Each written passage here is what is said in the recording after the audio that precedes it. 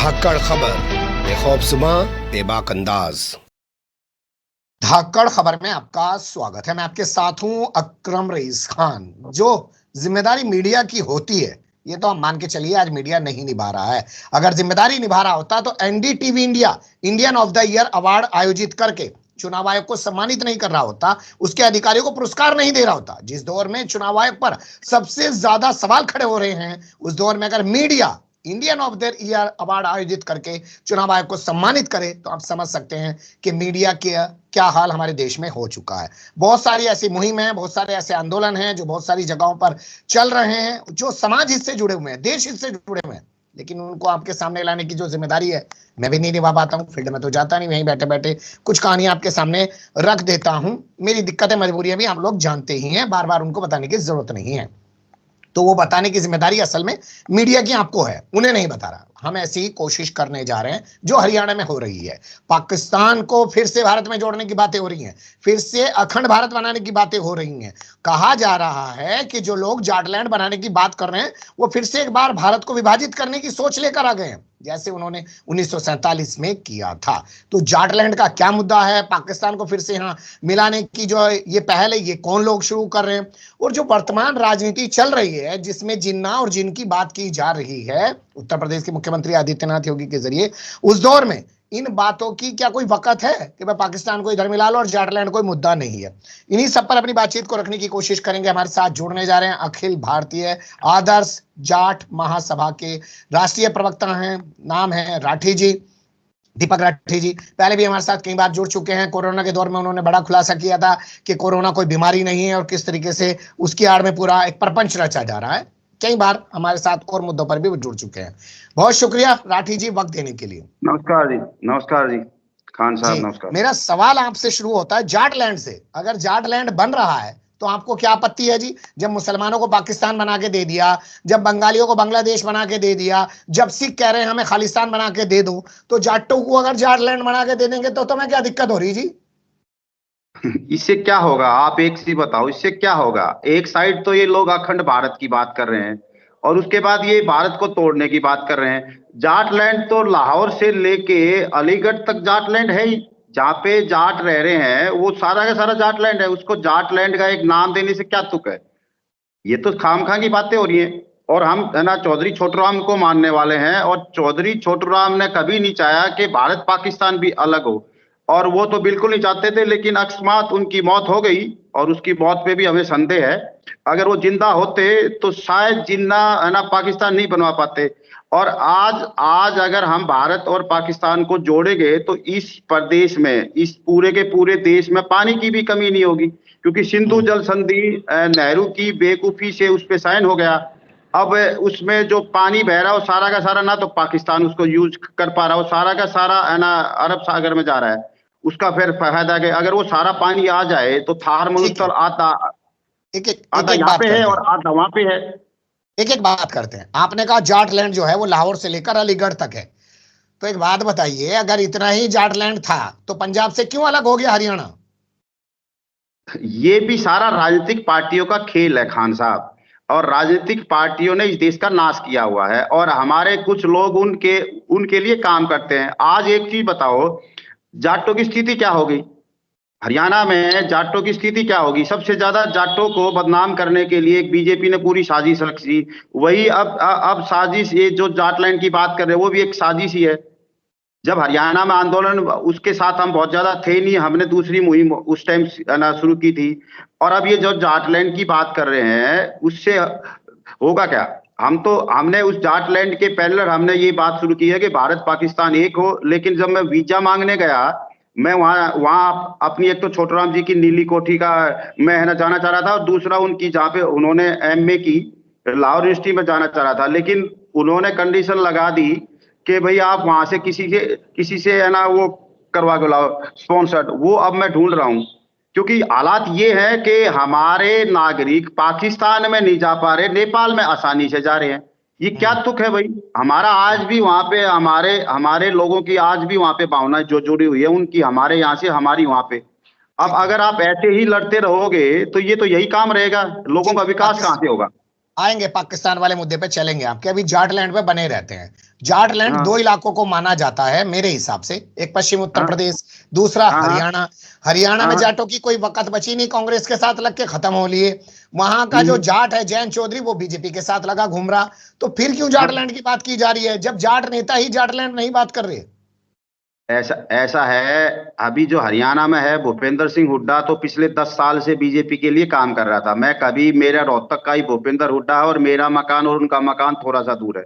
हम्म। मुझे तो शुरू में पता चल गया था कि ये सीधा सीधा बीजेपी के लिए काम कर रहा है। उसने ना तो कभी कोई आंदोलन किया 10 साल में, वो तो अपने केसेस को दूर करने के उसमें बीजेपी के लिए काम कर रहा है। और हरियाणा में जाट बीजेपी के साथ नहीं है आंदोलन, लेकिन वो सीधी सीधी टिकटें ही इस वे में बांटी गई। टिकटें ही, कांग्रेस की टिकटें बीजेपी बांट रही थी। पिछली बार भी बीजेपी ने बांटी, इस बार भी बीजेपी ने बांटी। और बीजेपी ने अपने टाउट कांग्रेस में बिठा रखे हैं, अपने टाउट समाजवादी पार्टी में बिठा रखे हैं। जो भी जनाधार वाली पार्टियां हैं उसमें आज के दिन बीजेपी के टाउट बैठे हुए हैं और वो लोग उनको सत्ता में आने नहीं दे देना। नहीं तो हरियाणा में तो मतलब ही नहीं था कि बीजेपी सत्ता में आ जाए, और रही सही गड़बड़ फिर मशीन कर जाती है। हम्म। अब आप इतना बड़ा आरोप लगा रहे हैं भूपेंद्र सिंह हुड्डा पर, सीधे सीधे उनको बीजेपी का एजेंट बता रहे हैं कांग्रेस के अंदर। तो क्या कांग्रेस इतनी बड़ी पार्टी है, उन्हें समझ नहीं है, आपको ही समझ आ रहा है सब अब कुछ? ये नहीं पता, मुझे ये नहीं पता राहुल अभी भी पप्पू है या राहुल को समझ नहीं है या राहुल का भी कोई मामला है। अभी ये मैं दावे के साथ कह सकता हूँ, चाहे वो मुझ पे केस फाइल कर दे, शैलजा, सुरजेवाला, भूपेंद्र सिंह हुड्डा, कमलनाथ, आपका अजय माकन, टीएस सिंहदेव और आपका केसी वेणुगोपाल, ये सारे के सारे बीजेपी के टाउट हैं। चुप रहने के नाम पे बीजेपी से पैसे लेते हैं। और आज जितना भ्रष्टाचार पिछले 10 साल में बीजेपी ने किया है उसका 10% भी भ्रष्टाचार कांग्रेस में नहीं था। और ये मैं दावे के साथ कह सकता हूँ, ऐसे ऐसे नाम आपको गिना सकता हूँ जिसके पास स्कूटर भी नहीं था, आज वो बड़ी बड़ी कोठियों के मालिक हैं। जाट नेता ये हरियाणा बताते का हैं हाल है। राष्ट्रपति अपने आप को, राष्ट्रपति राज्यसभा में बैठकर अपने आप को जाट नेता बताते हैं, और अगर कोई ना कुछ कह देता है तो बीजेपी उनके सम्मान में जाटों के सम्मान वाली बात करने लग जाती है। अब वो कुछ एक तो दलालों को लेंगे ना, वो कुछ जो जाटों में दलाल हैं, ये तो विभीषण के टाइम से भी थे। ये ऐसे ऐसे दलाल तो भी है ना, विभीषण के टाइम था। उनको तो ऐसा है ना, एक तो हरियाणा में जो जाट है वो ये मान के चलो पूरे देश में जैसे मुसलमानों की हालात है वो हरियाणा में जाटों की है। और हम्म। ये कुछ एक जाट वहां चले जाते हैं मुसलमानों को गालियां देने के लिए, लेकिन उनको ये नहीं पता कि दीनबंधु चौधरी छोटू राम को नेता बनाने में 90% सहयोग मुसलमानों का है। हम्म। जाटों ने तो चौधरी छोटू राम को हरा दिया था। और हालात ये है कि हरियाणा में जो नीली कोठी है उसका उसका मालिक आधा है वीरेंद्र सिंह। वीरेंद्र सिंह ने यहाँ नीली कोठी में बना दिया पेट्रोल पंप। हम्म। और जो नीली कोठी पाकिस्तान में जिसको मिली वो है मोहम्मडन, उसने वहां हम्म। पे बना दिया छोटू राम जी का म्यूजियम। तो कौन अच्छे हम्म। हुए, जाट अच्छे हुए या मुसलमान अच्छे हुए? ये तो आपको सबको है ना साफ दिख रहा है। और ठीक है, इसमें मुसलमान अपने घर में क्या कर रहे हैं इसके हमें क्या लेना देना भाई। ठीक है। मुसलमान तो बेचारे हद मार के, आपकी शायद नमाज 10 मिनट भी नहीं होती होगी, ठीक है, उस आपकी पे नमाज आएंगे। जहां भी होती है। उस पे आएंगे, आपने बड़ा मुद्दा उठाया है और आपने बात की है जाट नेताओं के हवाले से। लेकिन मेरा मानना यह है कि जब से आरएसएस ने जाटों और गुजरों को हिंदू बना दिया है, तब से ही ज्यादा दंगे बवाल नहीं हो रहे। हाँ तब से हो रहे हैं, तब से आपकी बात ठीक है, लेकिन ऐसा ना, ये जो बात आप कह रहे हो ना, हिंदू, हिंदू का जो अर्थ था, हिंदू का मतलब है हिंसा दुहिते।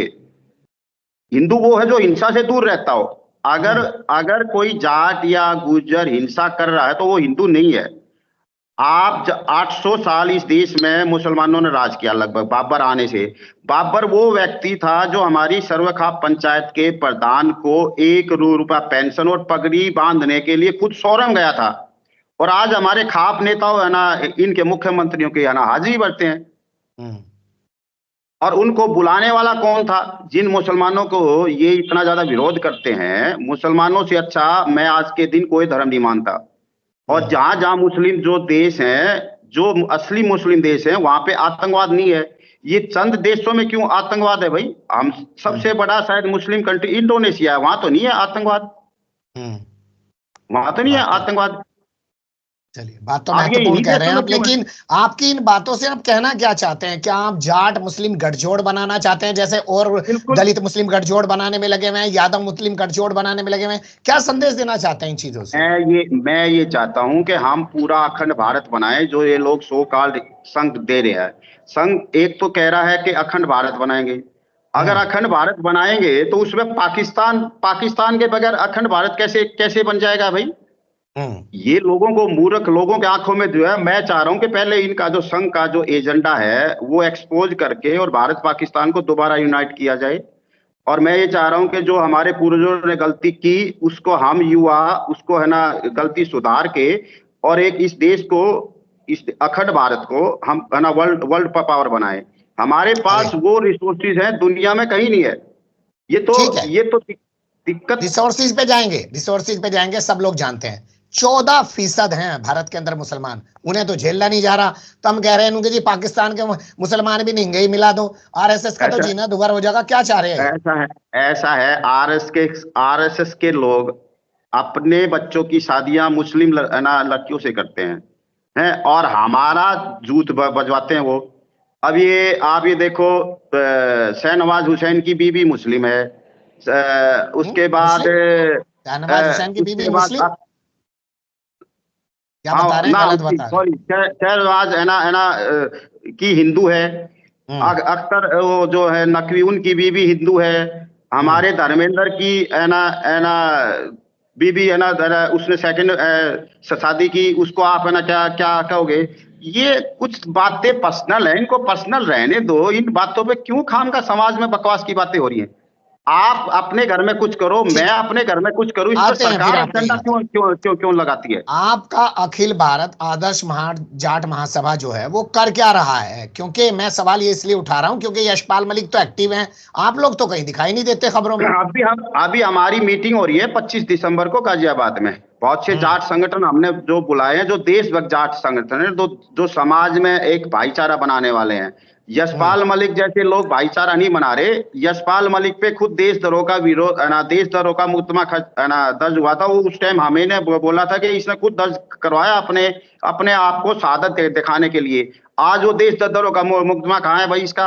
अब ये हम्म। दोबारा से ये चाह रहा है कि अब जाट हमारे साथ है ना लग जाए। बीजेपी अब चाह रही है कि कुछ जाट हमें मिल जाएं, लेकिन हम्म। हरियाणा का जाट बीजेपी के साथ नहीं जाएगा।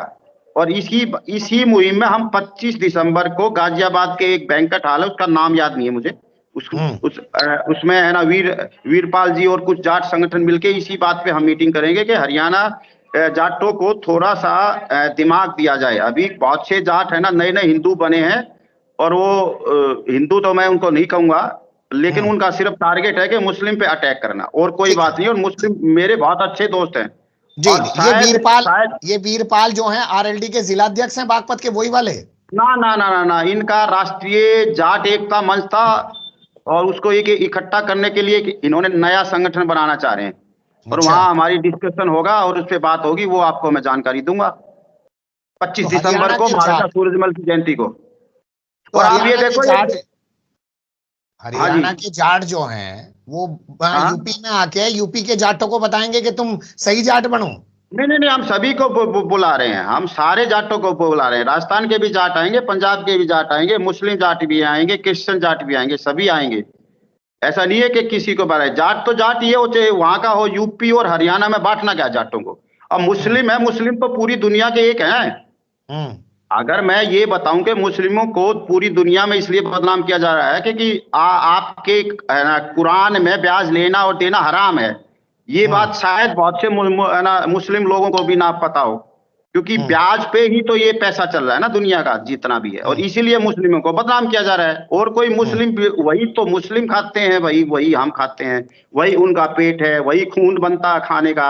ठीक है। कोई अंतर तो वो अंतर तो है वो नहीं। जो मीटिंग हो रही है, वो जो मीटिंग होगी, वो हाँ हाँ। पाकिस्तान को भारत में मिलाने के लिए मीटिंग होगी वो? ना, वो भाई अभी हमारा इशू है, वो सिर्फ अखिल भारतीय आदर्श जाट महासभा का। अभी वहां सिर्फ जाटों को एकता की बात होगी, वहां पे बात रखी जाएगी।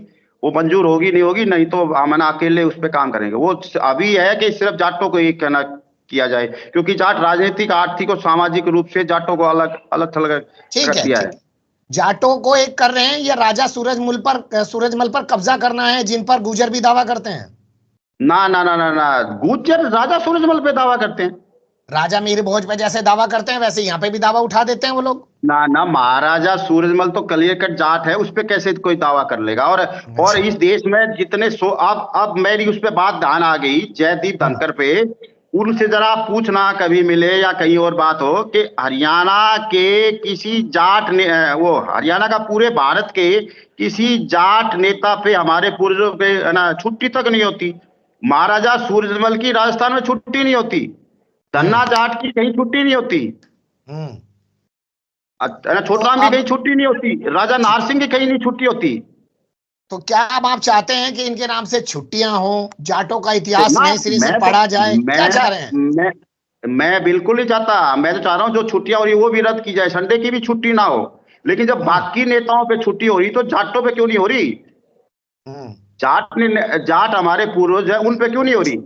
अरे 2024 के चुनाव से पहले जाट नेता चौधरी चरण सिंह को भारत रत्न दे दिया, और क्या लोग हैं आप लोग? वो मतलब आप 10 साल तक तो आप चुप बैठे रहे हो, और मुझे तो उस पे शर्म आती है। जयंत पे उसने अपने दादा की बेइज्जती करवा दी। पोता तो दादा को बहुत प्यारा होता है। मतलब हम्म। आज उसको भारत रत्न देने का था। अभी तो राजा महेंद्र प्रताप पे भी भारत रत्न की बात हो रही है, छोटराम पे भी भारत रत्न हो रही है। अब हम्म। 70 साल बाद हमारी ये बहुत पुरानी मांग थी, कभी आपको मैं अखबार की सारी कटिंग भेज दूंगा, ये बहुत पुरानी मांग थी। हम्म। अब वो 77 साल की आजादी के बाद अब छोटू राम को भारत रत्न दे देंगे, वो तो सारा का सारा वोट का कारखाना है। ठीक।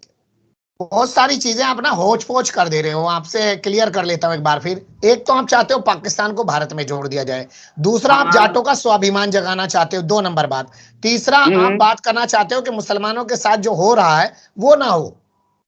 हाँ बिल्कुल ना हो मुसलमानों के साथ।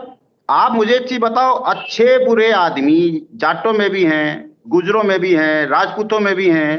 अब बाबर को बुलाने वाला राजपूत ही था ना, हम्म। बाबर को बुलाने वाला राजपूत ही था। महाराणा प्रताप अकबर के खिलाफ लड़ता रहा, लेकिन महाराणा प्रताप का सेनापति भी तो मुस्लिम ही था ना। हम्म। अब आप एक सिर्फ वोट के चक्कर में मुसलमानों को अटैक करोगे तो इससे देश का विकास कैसे होगी, समृद्धि कैसे होगी?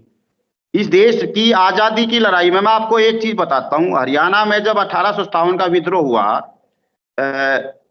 महम का जो नवाब था वो था मुस्लिम, उसको फांसी दी। झज्जर का नवाब था वो था मुस्लिम, उसको फांसी दी। बहादुरगढ़ का नवाब था, उसको फांसी दी। 1857 से लेके आज तक हिंदू ज्यादा गद्दार पैदा हुए हैं, मुस्लिम कोई कोई हुआ है नहीं। तो मुस्लिम का मुझे कोई नाम ध्यान नहीं आ रहा। हम्म। ना, सबसे ज्यादा गद्दार आज तक है ना हिंदू राजा या हिंदू नेता हुए हैं। आप किसी को हम्म। उठा लो आप। आपकी इन बातों से एक चीज तो क्लियर हो रही है कि आप जो है कुछ ऐसी बातों का जिक्र करके समाज में जो एक नफरत फैल गई है उसको घटाना चाहते हैं। लेकिन कैसे कर पाएंगे जब सरकार में बैठे हुए लोग कह रहे हैं कि देखो भाई दरगाह के नीचे मंदिर है भाई, देखो भाई इस मस्जिद के नीचे मंदिर है भाई, तो आपकी कौन सुनेगा? क्या आप, ऐसा है, हमारा काम है कोशिश करना। हारे हुए तो हम पहले से ही हैं। हम, हमारे पास खोने को क्या है? हम जो हम्म। एक्चुअल बात है वो लोगों को बता रहे हैं। इन्होंने राम मंदिर बनाया, पूरे देश को क्यों नहीं मंदिर बना रहे भाई? हम तो चाहते हैं आप हमारे मंदिर में आके नमाज पढ़े, हम आपके जाके वहां पे दिया लगाए। हम्म। भाईचारा तो ये होता है। आप हम्म। हमारी दिवाली पे आओ, हम आपकी ईद पे जाए, भाईचारा तो ये होता है। आप हम्म। हमसे सीखे भाई, आपके है ना कुरान में क्या है, आप हमसे सीखे, भाईचारा तो ये होता है। अब हम्म। उर्दू भाषा है, बहुत मीठी जबान है, हमारी तो बहुत अक्खर जबान है हरियाणा के हम्म। लोगों की। हम हम्म। आपसे अच्छा सीखे। अब ये जो फिल्में देखते हैं, फिल्मों में तो सारे के सारे गाने उर्दू भाषा में लिखे हुए, फिर क्यों देखते हैं सारे हिंदू ये? हम्म। नहीं, जितने सभी लोगों को समझाने की जरूरत नहीं है, सभी लोग समझते भी हैं। लेकिन सत्ता में बैठे लोग जब नफरतें बढ़ा रहे हो, जैसा आपने कहा कि आप तो हारे हुए हैं, तो आपकी कौन सुनेगा? सुनानी काफी लोग हैं। अभी मैंने इस पे एक पोस्ट डाली थी, करीबन वो 12,000 लोगों तक पहुंची, हम्म। मुस्लिम वाली, जो भारत हम्म। पाकिस्तान एक हो। आपको मैं आपको उसका स्क्रीनशॉट भी है ना भेजूंगा। ऐसी तो चलो बात नहीं है अभी अब भी। उल्टी बात करते हैं। पाकिस्तान वाले जो हुकूमत में बैठे, वो भारत में मिल के क्यों अलग से अपना देश खो दें? वो तो कहेंगे भाई हमारा हमारा लाठी हमारी भैंस, हम तो नहीं करते ऐसा। नहीं, वहां की जनता चाहेगी तो उसके हाथ में क्या होगा? अब अगर ऐसी बात थी तो बांग्लादेश से वो क्यों भाग गई? खालिदा जिया वो वहीं पे रहती, कौन थी, क्या नाम था उसका? और शेख अभी बहुत हसीना। मौका था।